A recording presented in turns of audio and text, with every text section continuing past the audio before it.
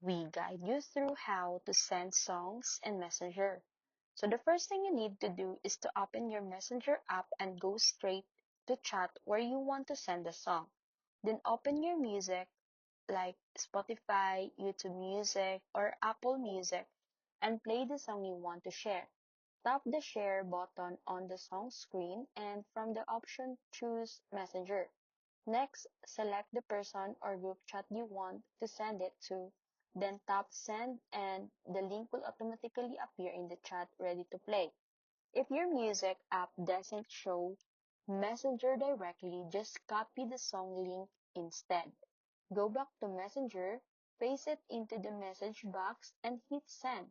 Once sent, your friend can tap the link and it will open the song instantly on their device. This works for all music platforms as long as they support share links, so now you can easily share your favorite songs without any complicated steps.